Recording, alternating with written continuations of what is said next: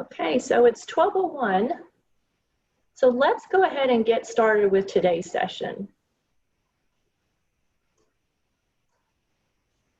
So we're so glad that you have joined us for our fourth session of the webinar series, Making WVABLE Work for You, presented to you by Disability Rights of West Virginia and WVABLE. My name is Roxanne Clay. I'm with the West Virginia State Treasurer's Office and the WVABLE Savings Program, which stands for Achieving a Better Life Experience in West Virginia. And I will serve as the moderator for today's session. Please also welcome Tiana Hardy and Roy Mallory with Disability Rights of West Virginia, who will serve as our co-hosts for today's session. And for those of you that are not familiar with WVABLE, it's a savings program that allows many individuals with disabilities to save and invest without jeopardizing their eligibility for federal benefit programs such as SSI or Medicaid. So today's session is titled Climbing Out of Poverty. It is the fourth of 8 webinar sessions in the series that is being held every Tuesday at noon through December the 8th. And if you haven't already done so, you can still register for upcoming sessions. We've included the webpage in our chat box. So before we get started, let me mention just a couple reminders. All attendee microphones have been muted to eliminate any background noise, and you may include your questions in the chat box. We will save all questions until the end of the presentation. Closed captioning and a sign language interpreter are available for all sessions. You can find and click closed captioning at the bottom of your screen. For the sign language interpreter, you can find sign language interpreter /Ashley, her video tile, and right-click her tile and choose Pin Video. For technical issues, please include a message in the chat box that's being monitored by myself and our co-hosts. 1 hour of social work continuing ed has been approved for this session. Make sure that you've emailed wvable@wvsto.com. Let us know you're requesting social work continuing ed for your attendance. If you've included that request in the chat box, that is sufficient as well. At this time, if you have not though, please include your name in the chat box. That is also needed as part of our record for your attendance.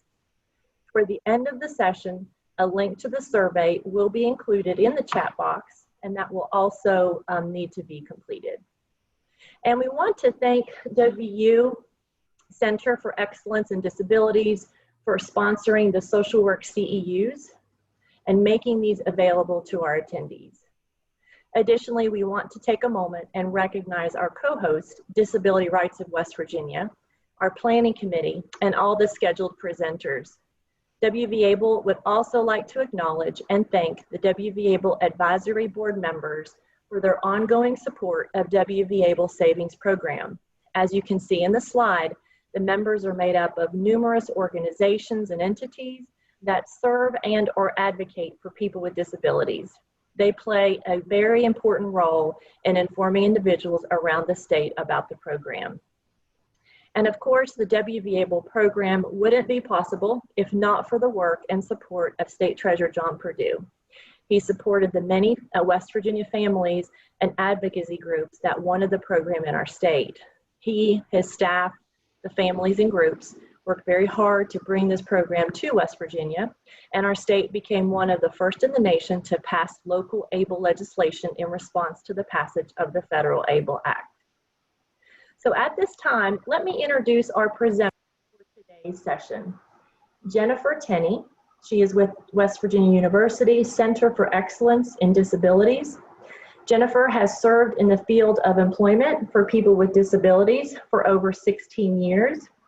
She is currently the Employment Area of Emphasis Coordinator and primary investigator of the Social Security funded Work Incentives Planning and Assistance Grant at West Virginia University's Center for Excellence in Disabilities, also known as WIPA. Jennifer also supervises the Community Rehabilitation Program through the West Virginia Division of Rehab Services. She is considered a subject matter expert in the area of working while receiving federal Social Security benefits. She received her undergraduate degree from West Virginia University and earned her master's degree from the University of Massachusetts, Lowell. So at this time, let me turn it over to Jennifer, and thanks so much. Thank you, Roxanne. I appreciate the warm welcome. I'm happy to be here today. I'm going to go ahead and get started with this presentation called Climbing Out of Poverty. Today's objective is to make you guys understand that Social Security checks are affected by work, but the positives regarding earned income outweigh the potential negatives. There are many, many myths surrounding Social Security benefits and working that I hope to dispel today. And the biggest one is that you will lose your benefits and your medical insurance when you work. That is not true, and we're going to show you today exactly how that happens. But before we get started, I'd like to do a little pre-test. So if you could put the answers to these in the chat box, I would really appreciate it. The first test question is, how many disability programs does Social Security have? The second question, does work cause you to lose your disability check? And the third question, does work cause you to lose your medical benefits? So if you could just quickly put your answers in the chat.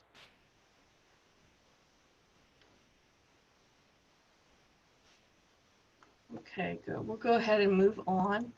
Social Security Disability has two separate disability programs. It's important to understand the difference between the two programs, not only for their benefits that they receive, but also for the work incentives that they're eligible for when working. The first one is Social Security Disability Insurance, or SSDI. We're not going to talk a lot about SSDI today, but I wanted you to be aware of this program. It is for someone that has done some sort of past work history.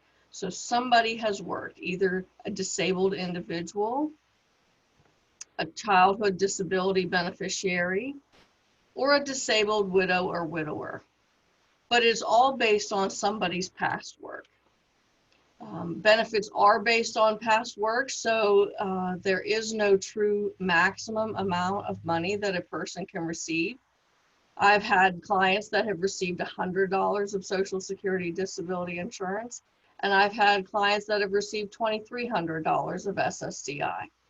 It truly all depends on the type of jobs you've had and how long you've worked in the past before becoming disabled.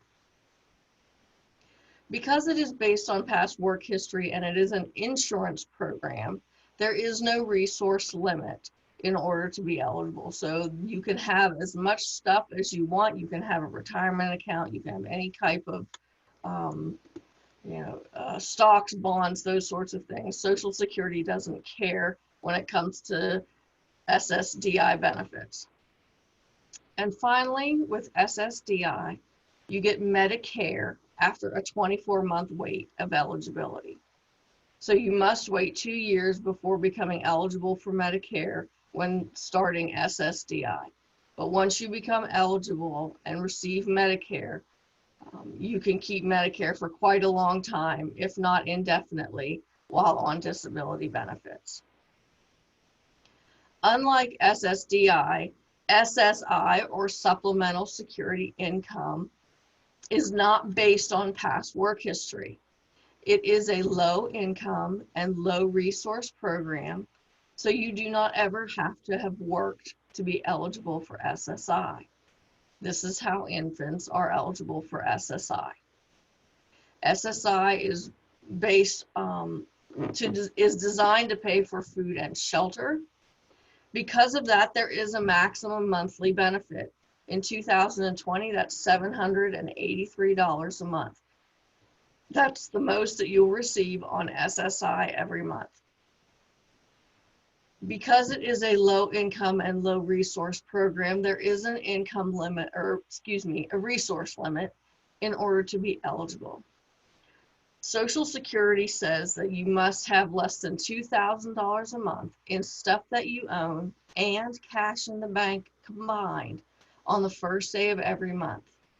Now they do exclude 4 things: 1 home and the land that it sits on, 1 vehicle, 1 burial plot or burial fund, and a West Virginia ABLE account.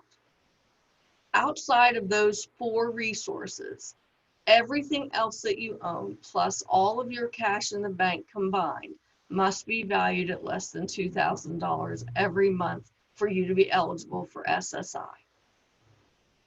Finally, SSI beneficiaries are eligible for Medicaid.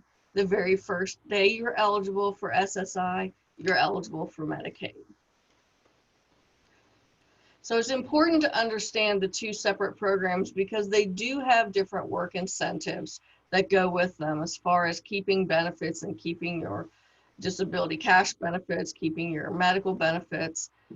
We're not going to talk about SSDI today, so we're going to move on to the SSI Work Incentives that we're going to talk about today. The SSI Work Incentives that we're going to talk about include the general and earned income exclusions, the plan to achieve self-support or PASS, and 1619B, which is related to medical insurance and retaining Medicaid while working on benefits. So let's talk about Gabriel. Gabriel is a 34-year-old man and has been on SSI for many years. So he's established SSI eligibility, he's gone through redetermination, he has Medicaid, and he's receiving his $783 check a month. He lives at home, but he pays his parents rent. And this is very important because Social Security allows SSI to pay for food and shelter. And if you are living with someone and you are not paying your fair share of the household expenses, then Social Security can and will reduce your SSI check by 1/3 because they say you do not need as much taxpayers' dollars to pay for food and shelter because someone is giving you shelter and potentially food for free. So the fact that Gabriel pays his rent means that he gets his full SSI check of $783 a month, and that's really important to remember. Gabriel has a job offer working 20 hours a week at a local engineering firm making $10 an hour. So the question that my staff at the WIPA program always gets is, how will his benefits be affected if he accepts this job?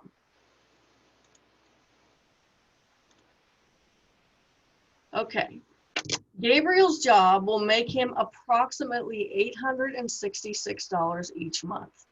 And the way we figure that out is 20 hours a week times $10 an hour times the average month of 4.33 weeks.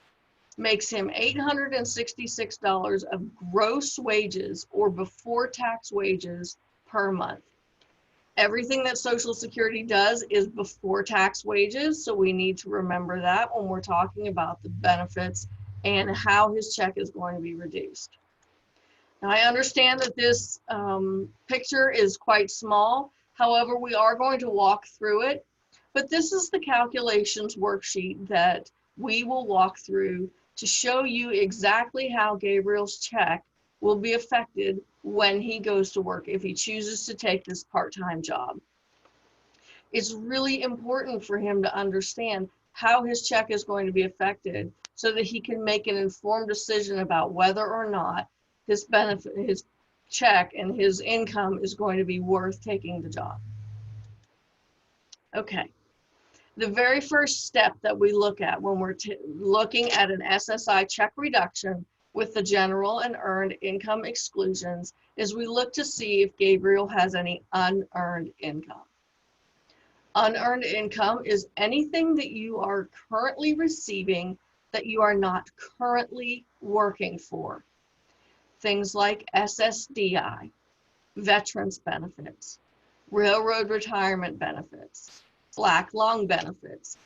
Any sort of benefit that you're receiving can also be something If grandma is giving you money for groceries each month, that is considered unearned income because you are not currently working to receive that money. Luckily, Gabriel does not have any unearned income. So we can skip that step and go to the next step. The next step is, does Gabriel receive the student earned income exclusion? Is he eligible for the student earned income exclusion? In order to be eligible for this exclusion, you must be under the age of 22. And since Gabriel is 34, we know that he is not eligible for the student earned income exclusion. So we continue on the calculation, excuse me. Okay.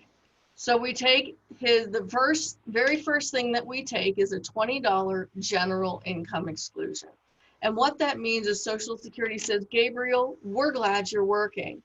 The first $20 that you make each month is not going to count towards an SSI check reduction. They're not taking the money away from him. They're pretending that the money does not exist.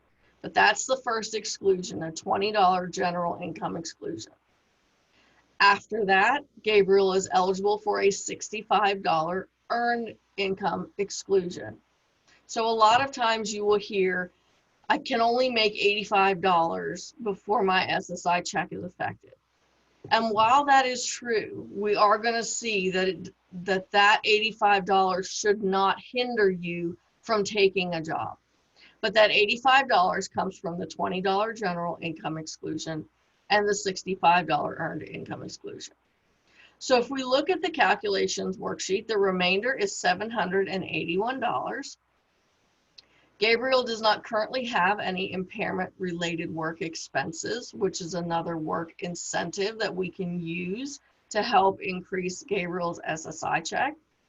So once we take his general income exclusion and his earned income exclusion, we must divide by 2, because for every $2 Gabriel makes, $1 is going to come off of his SSI check. Why is that? Because SSI is designed to pay for food and shelter. And if you're working, Social Security says that some of your income should be helping you pay for food and shelter. So the remainder is $390.50.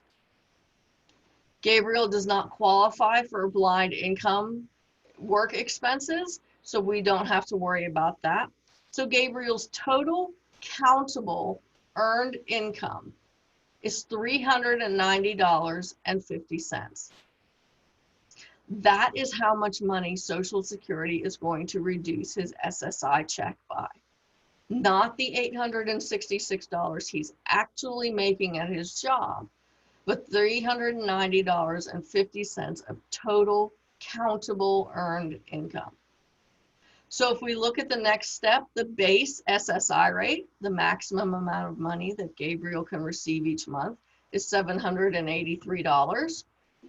We're going to subtract not what he actually made at his job, but his total countable earned income of $390.50, which leaves us an adjusted SSI payment of $392.50.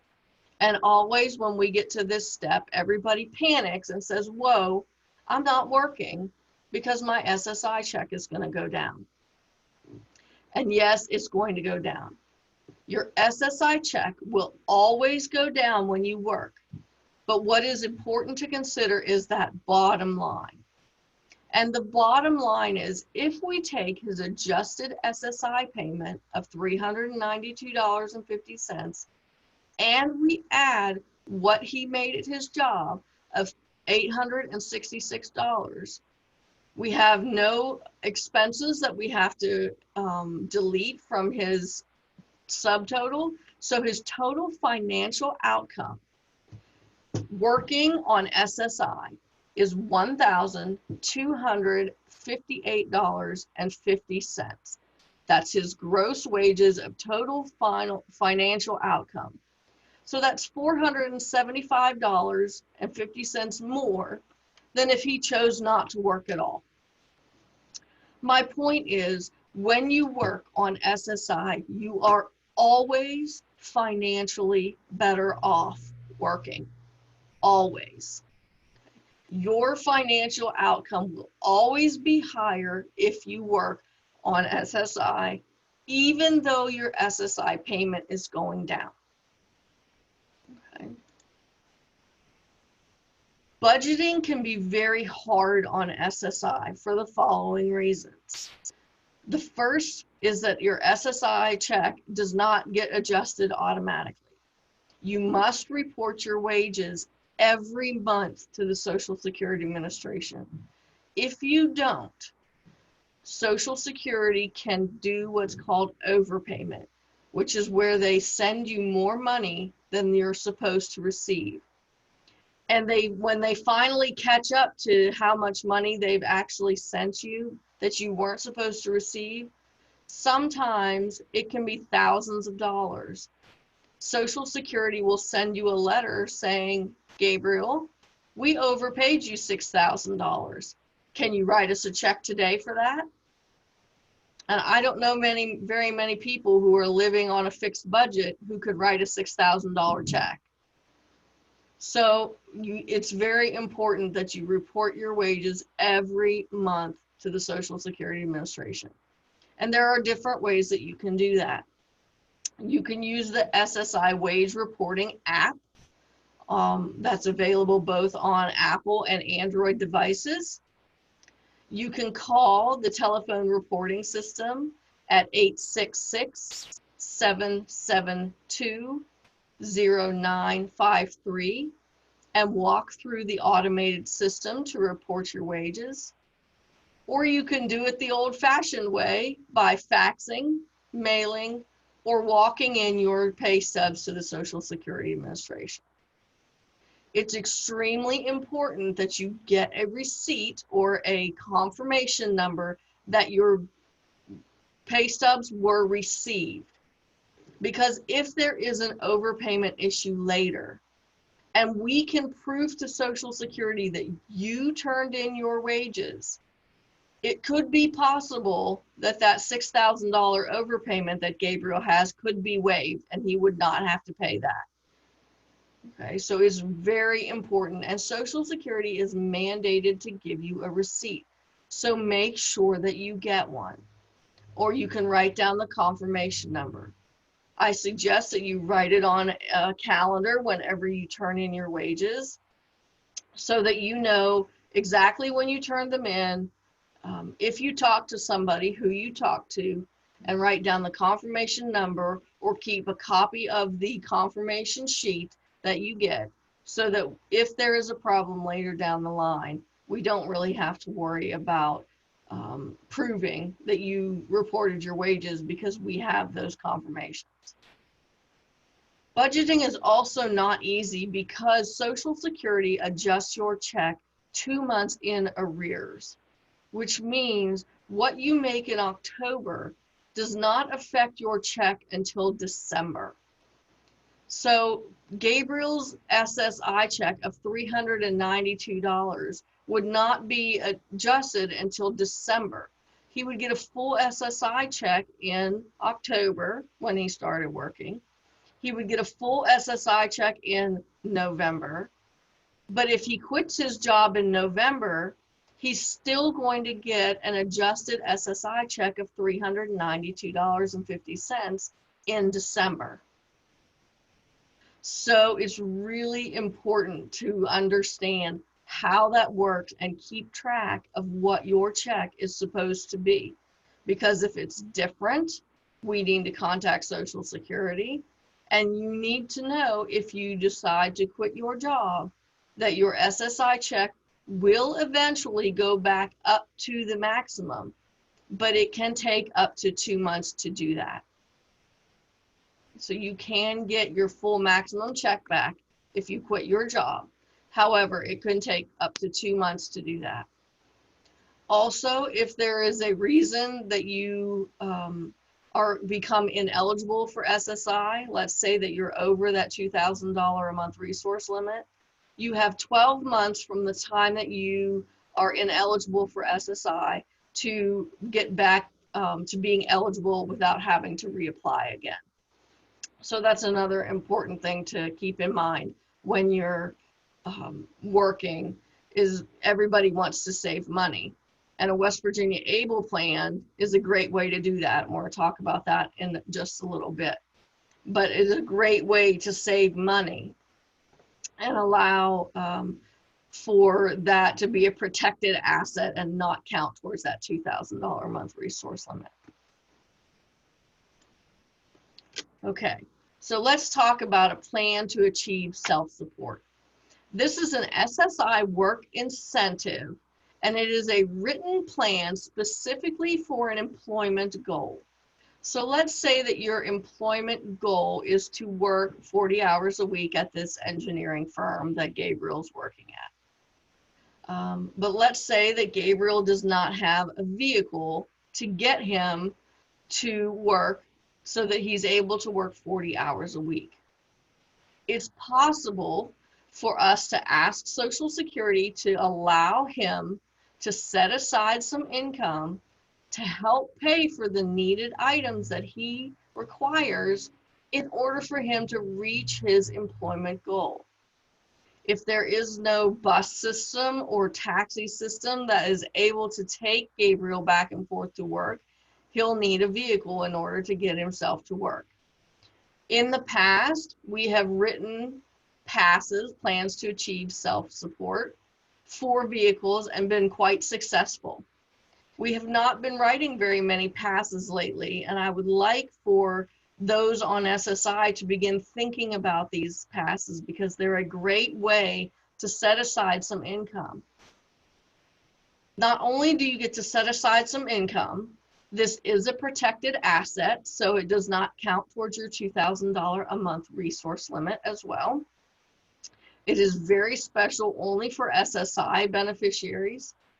And SSI will adjust your check so that you do not lose any money by putting aside money into a pass. Okay, I'm going to show you how that happens. So remember Gabriel?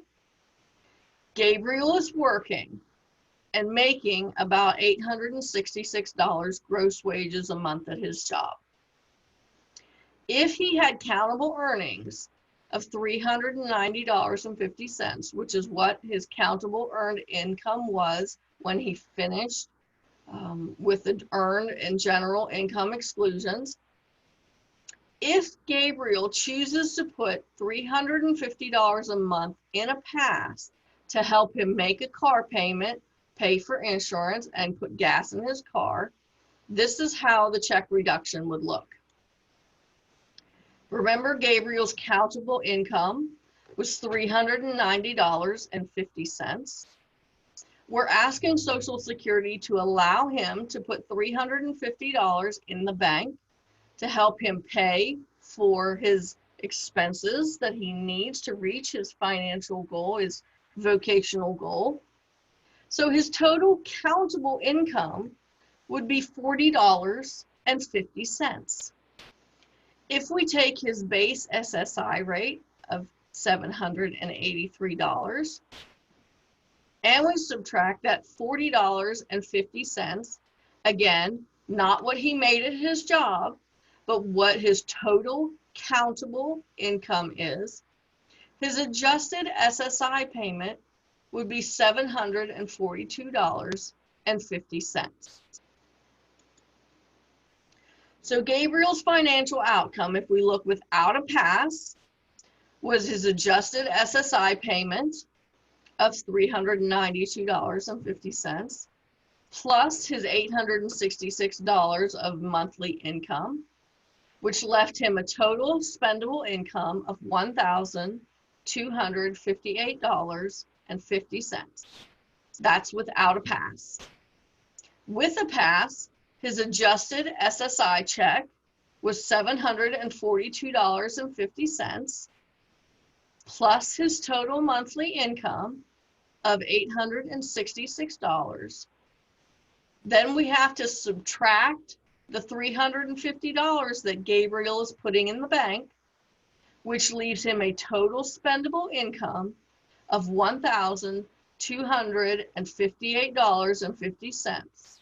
So you'll notice that he has exactly the same amount of spendable income, but with a pass, he has $350 in the bank to help him pay for his vehicle expenses and whatever else he needs to go to work. So passes are very powerful work incentives. They do take some time to develop.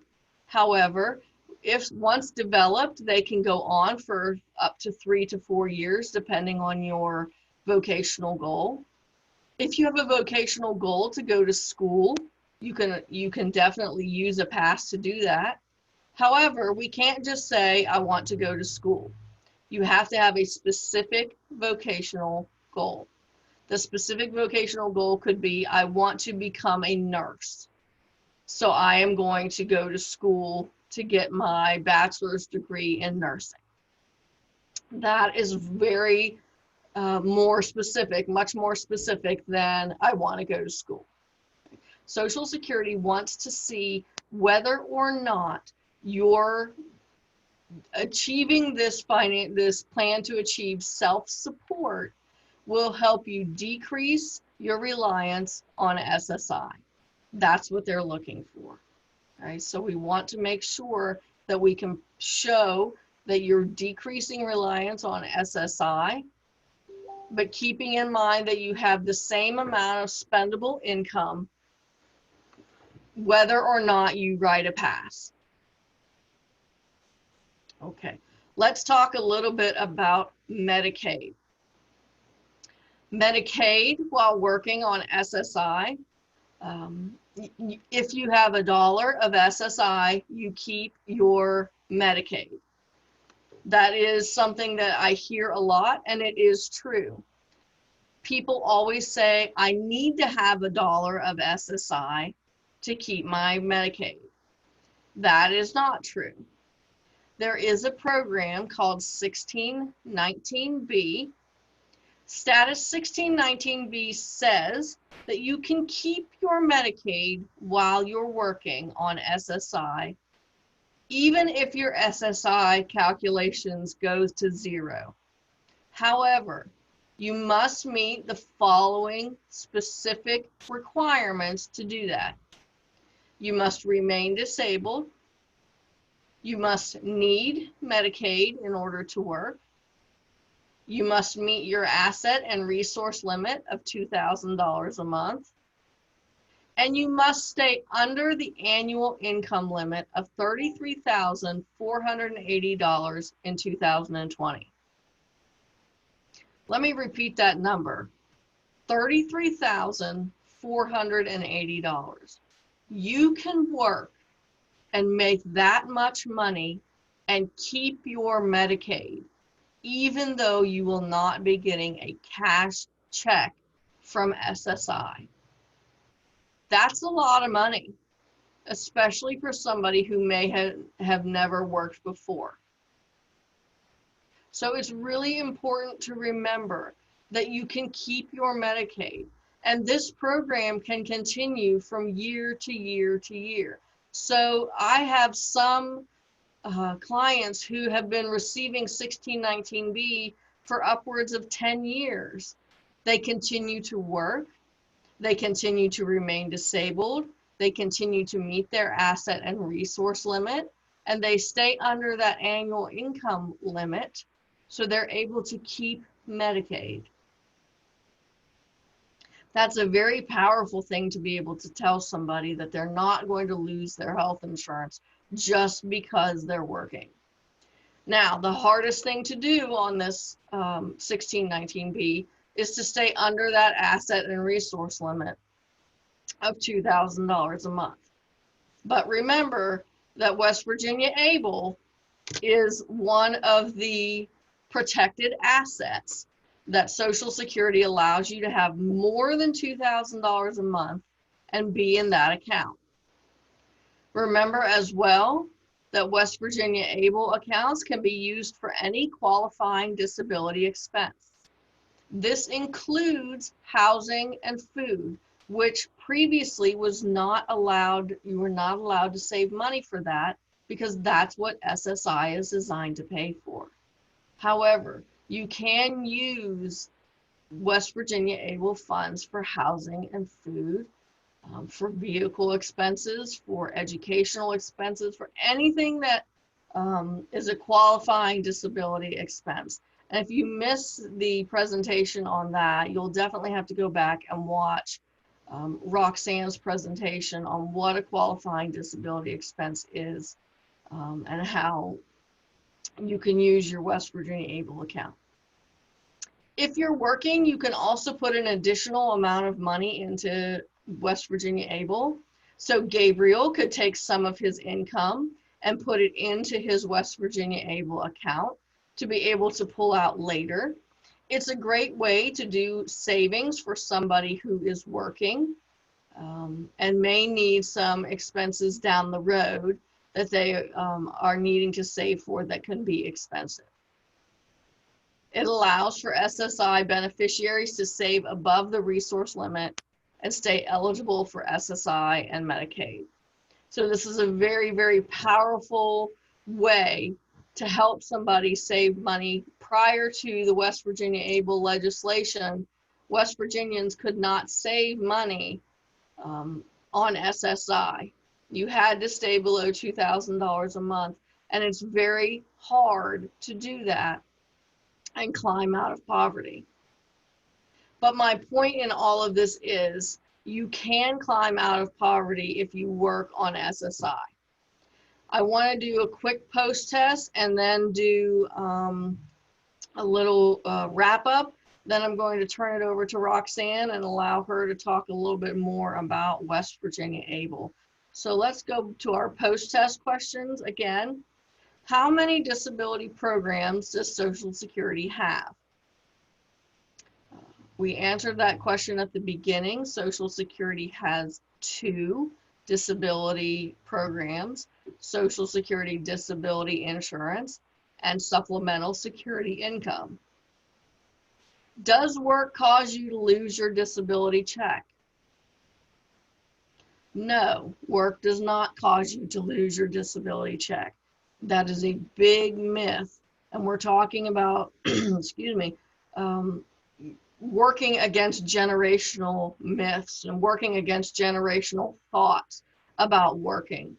Because prior to about 20 years ago, if you worked, you did lose your check and your benefits.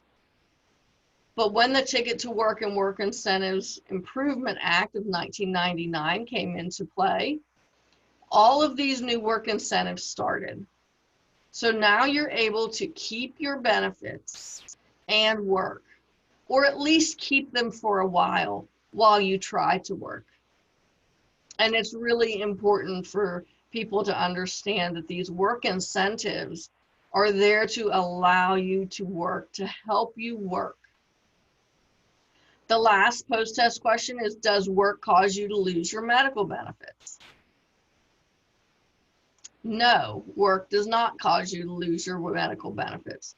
We talked about 1619B, that status that says if you're working and you can meet the requirements of being disabled, needing Medicaid to work, staying under your $2,000 a month resource limit, and staying under the annual maximum, which was close to $33,500, then you can keep your medical benefits even though you are no longer receiving an SSI cash check.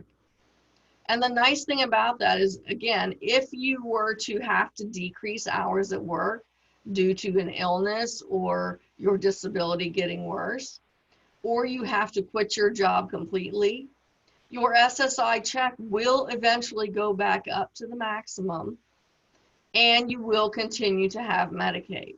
So you're not losing eligibility, you're maintaining eligibility by meeting these requirements and using these work incentives that are available. My takeaway messages, if you don't remember anything else, please remember that work is always financially better when on SSI. You will always have a bigger financial outcome when you work on SSI. Remember that wages are adjusted 2 months behind, so what you make in October does not affect your check until December. And finally, report your wages every month. Social Security asks that you report your wages by the 10th of every month.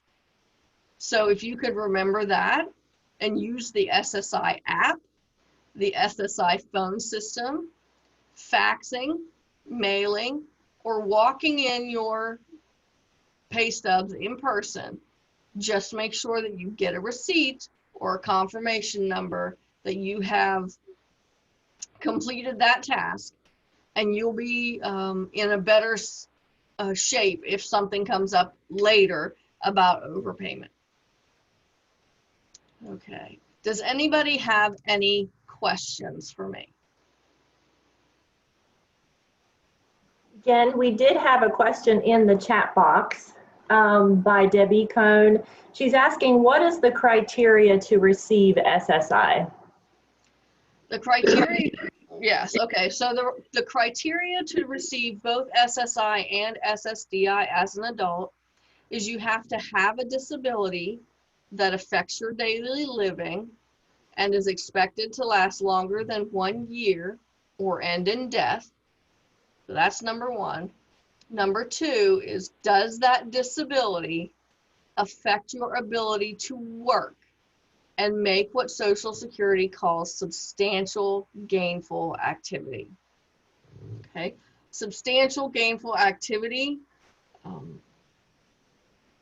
in 2020 is $1,260 gross wages per calendar month. So if you work 40 hours a week at minimum wage, you make approximately $1,255. So it's approximately, can you work 40 hours a week at minimum wage? Now, the biggest problem with getting on benefits, and it's not easy to get on SSI. The average wait to get on SSI, going through all the appeals processes, is 3 years. And that's 3 years of no working during that process. Okay. The biggest issue with getting on SSI is that work prong. Does your disability affect your ability to work and make what Social Security calls substantial gainful activity? So can you work and make $1,260 gross wages per calendar month? Okay. Social Security has a book called the Dictionary of Occupational Titles. They use that book to determine whether or not there is a job in the United States that you can do. And if they determine that you can work, even if that job is not available in West Virginia, Social Security says you have the ability to work in the United States, and so therefore you are not eligible for SSI because you can work. So it's really hard to get on benefits because of that work prong. Having a disability that affects your daily living is pretty easy. That disability lasting longer than 1 year or ending in death, pretty easy to meet. It's that work prong of having to have a disability that affects your ability to work and make substantial gainful activity is the hard one. Are there any other questions, Roxanne? Yes, there is. Let me make sure that I don't miss this. There was a few different ones with the same. Hold on just a second. Sure. So if a disabled person earns $40,000, but their medical expenses are very high, and now they are not qualifying for Medicaid, is there any health insurance program for these individuals with disabilities? There is a program called MWin. It's the Medicaid buy-in program. If you are working, if you were receiving SSI and or you are working and you have a disability, the disability or the annual maximum for that benefit is a lot higher. I believe it's like in the $60,000 range. So you work and you pay a monthly premium just like you would pay for normal health insurance.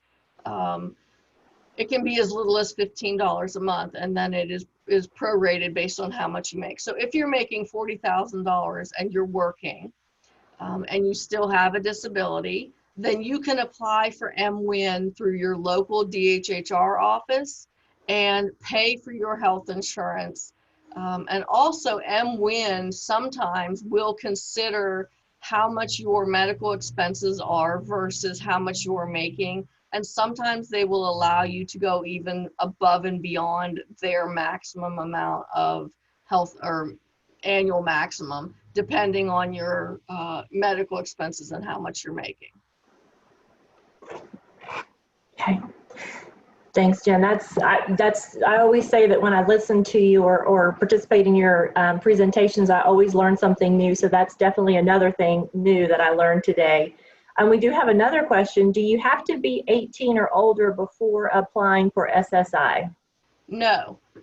You can apply for SSI as a child. However, when you apply for SSI as a child, parental income is considered when looking at whether or not you're eligible. So they take away that work prong. So as a child, you have to have a disability that affects your daily living and is expected to last longer than 1 year or end in death.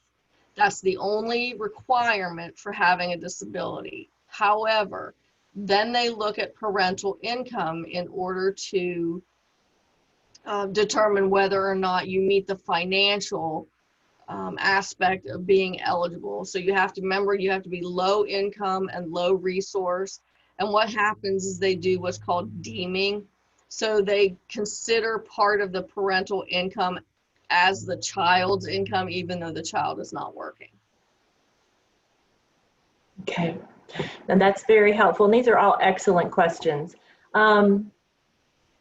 Looks like we have another. Is MWin only for those working? Does this apply for anyone who doesn't qualify for Medicaid? MWin is for people, you must be working to be eligible for MWin, but you only have to work 1 hour a month of competitive employment.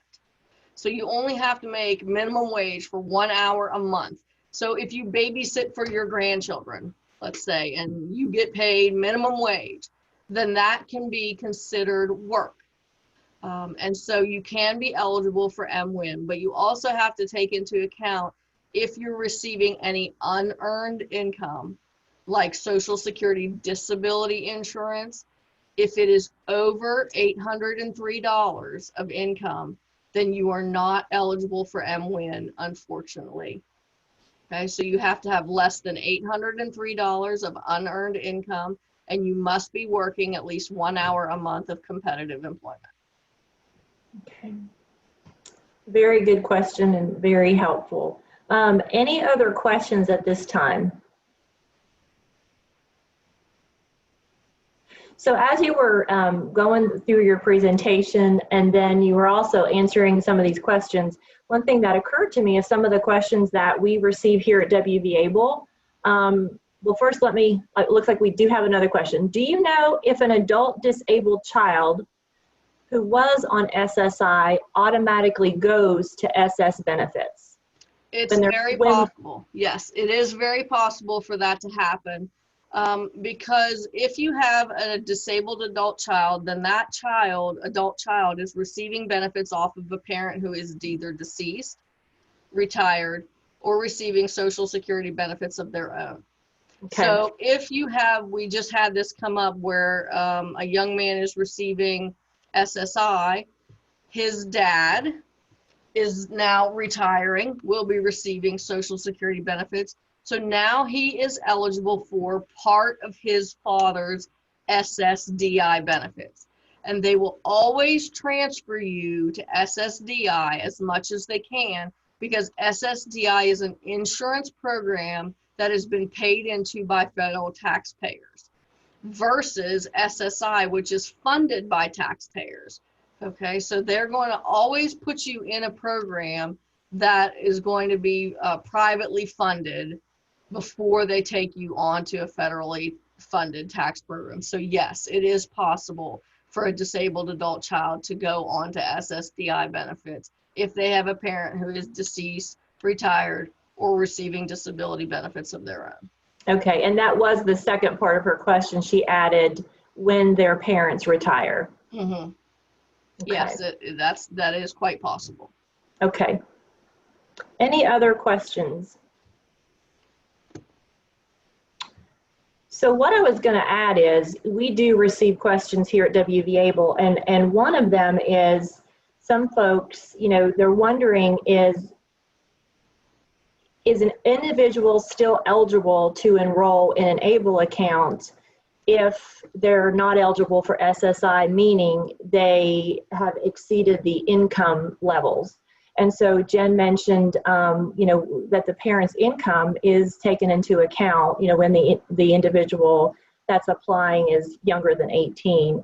And so there's, you know, there's situations where the family doesn't, the individual doesn't receive SSI because the income limits have been exceeded, but they are still eligible to enroll in a WVABLE account because they're entitled to receive SSI due to their disability. So if they have a disability that qualifies them to be eligible for SSI or SSDI, or due to their disability or blindness, they would still be eligible to receive or to be enrolled in a WVABLE account. And so anyone that has further questions about that, I want to make sure that folks know about the WVABLE.com website, that it's a resource to help answer a lot of your questions regarding eligibility, about qualified expenses. Of course, that's where enrollment takes place, but it also goes into more detail about the benefits. There's a frequently asked questions section that also is very helpful to folks. Another thing I want to mention, and I'm monitoring to see if we have any other questions, and I know Roy is helping in that area as well, but it doesn't look like at this time that we do. So I want to add that if anyone has missed the very first presentation, the very first session of this webinar series, it was our standard WVABLE presentation. And if you've missed that, you can still pick that back up in a live format, because I always recommend a live webinar session that gives you a chance to ask questions, to hear answers and questions from other individuals. Just like we've learned, we had some great questions a few minutes ago from varying individuals, so we've learned from those answers too. But on November the 6th at 11 a.m., DHHR Bureau for Behavioral Health is hosting a WVABLE webinar at 11 a.m. For anyone that's interested in participating, just send an email to wvable@wvsto.com, and I will send you the link to join. It's free, but again, it gives you another opportunity to participate and just learn the very basics of the WVABLE program. The webinar series is helping to build upon the basics, and Jennifer's session today was excellent to give us the insights about why employment is always better. I also want to add that for the individuals that own a WVABLE account, we know that $15,000 is the maximum contribution amount that individuals can contribute from all sources in a one-year calendar period. But for those that are working, that amount actually increases to $27,490. So there's another incentive, another benefit to working and being able to save and invest. And of course, we know that the investment earnings in a WVABLE account are tax-free. We also know that contributions by the West Virginia taxpayer into a WVABLE account qualify for a West Virginia state income tax deduction. So I want to throw those reminders in there as well. But again, November 6th, 11 a.m., you can participate in a live WVABLE webinar. Just send me an email, wvable@wvsto.com. Thanks again, Jennifer. I love this, this webinar, this training, this session. Like I said, I've participated in a few times. I always learn something new. So again, thank you. She has so much experience and expertise and knowledge, and I always appreciate hearing what she has to share as well. And so at this time, A few last minute reminders for those seeking social work continuing ed. Be sure to email wvable@wvsto.com, or if you've included in the chat box, that is sufficient, that you are requesting social work continuing ed. We don't want to miss you, and we want to make sure that you do receive credit. So at this time, since we're at the end of the session, include your name in the chat box and make sure that you also have completed the survey. That link is included in the chat box at this time. It's just been added. Also, if you have further questions that we didn't get to today, or maybe that you think of after the fact, you can certainly email wvable@wvsto.com. And if it's related to something that Jennifer would have the expertise on that, I can certainly forward it to her. Each of the registered attendees, they will receive a WVABLE information packet that includes program information and items that have WVABLE and stable customer service contact information, as well as program information for disability rights of West Virginia. We are working on those packets at this time. We have lots to assemble and put together, so we appreciate your patience in receiving those. Next Tuesday, November the 13th, is Election Day. We do not have a session scheduled, but will resume on the following Tuesday, November 10th at noon for session number 5. That session is titled Employment for All, Why It's Important and Where to Begin. So we're basically, we know that this month is awareness for disability employment, and so we were excited to be able to offer Jennifer Tenney's session on why it's always better to work when receiving SSI. And then we're continuing the topic of employment with this next session, Employment for All. The presenters are Steve Wiseman with West Virginia Developmental Disabilities Council and Travis Klein, Job Squad. This session will focus on the importance of employment, productivity, earnings, and social valuation on mental well-being and belonging for individuals with disabilities. The presenters will also address how employment opportunities are created for people with disabilities across West Virginia. Participants will also learn how the additional income earnings gained from employment can be used to fund their WVABLE accounts, and how increased earnings and savings increase the opportunity for financial independence and improve the quality of life for individuals with disabilities. So we hope that you join us for our next session on November the 10th. In the meantime, everyone get out and vote if you haven't already done so. And Jen, any last minute comments or closing statements you'd like to add? No, Roxy, thank you for the opportunity to present today, and I look forward to the rest of the webinars that are coming up. Okay, great. And thanks to you, Jen. And it's been a pleasure to have each and every one of you with us today. And everyone stay safe. Have a great rest of your day and week, and see you in 2 weeks. Thank you.